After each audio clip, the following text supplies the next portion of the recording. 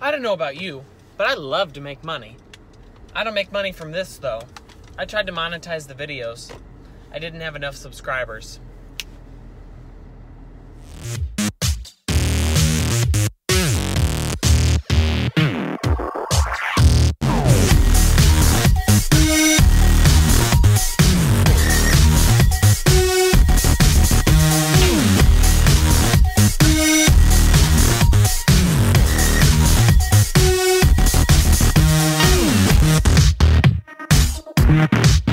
When we were discussing the factor distribution of income, we talked about how income is distributed among the factors of production in an economy. Now we're going to compare income distributions in different labor markets and workers. There are three main reasons for wage differences in an economy. Compensation differentials, basically wage differences due to some jobs being more dangerous or more unpleasant than other jobs, right? That's why you have people like plumbers who make so much money, because nobody necessarily not many kids are like, yes, I want to clean poop out of toilets for a living, right? So you got to pay more because it's a high demand because everyone needs plumbers, but there's a low supply because there aren't that many of them, right? Simple economics, baseline of this class. There's also differences in talent, which is basically that some workers have more skill or talent. Effectively, they're more productive.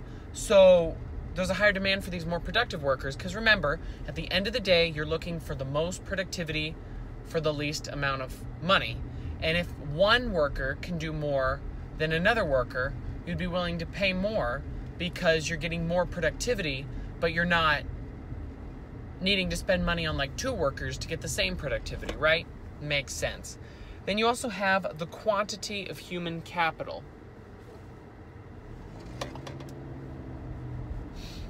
The quantity of human capital. Basically, more education, more productivity, more wage, right? Simple. It follows everything that we've learned in this class, as well it should, right?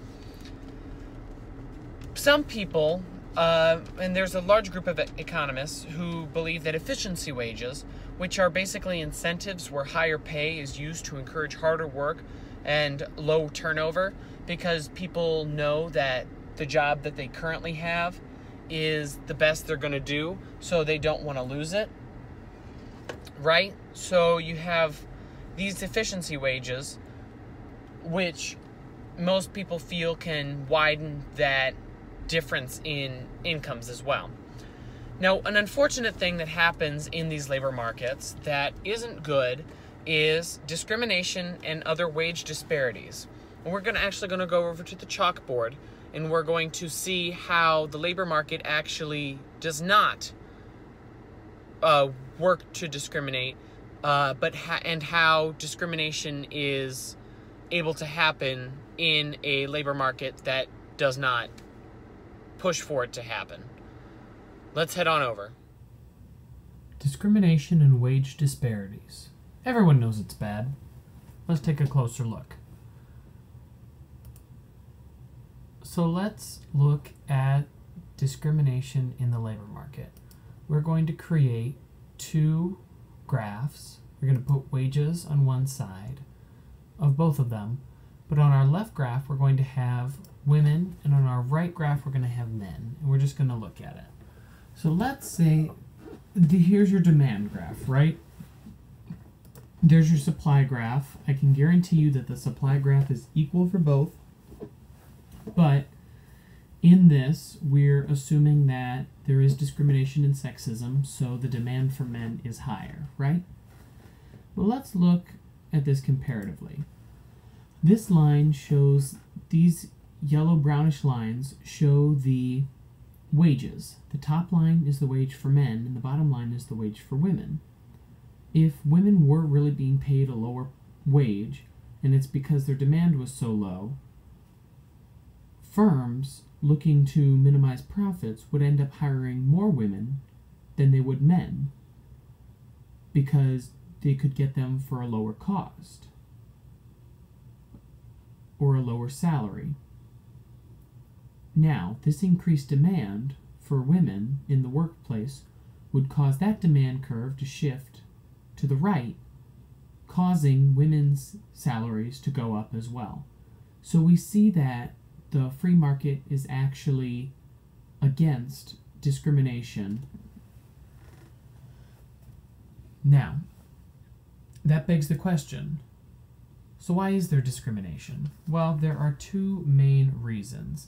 The number one reason is market interference and failures, and the number two reason is government policy. When labor markets don't work well, employers may have the ability to discriminate without hurting their profits.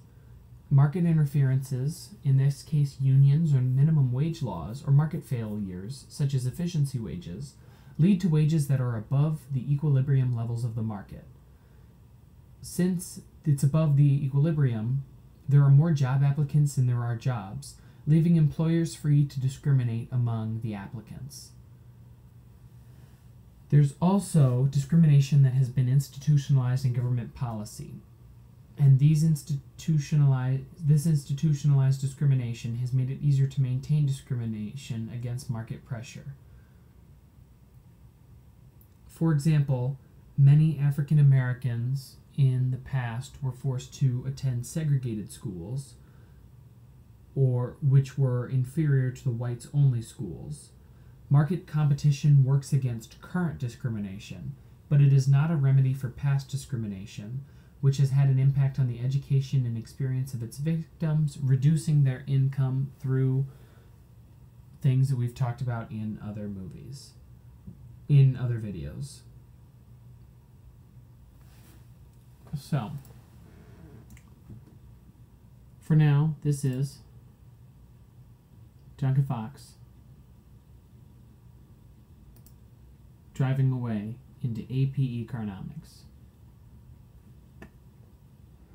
We'll see you next time, guys.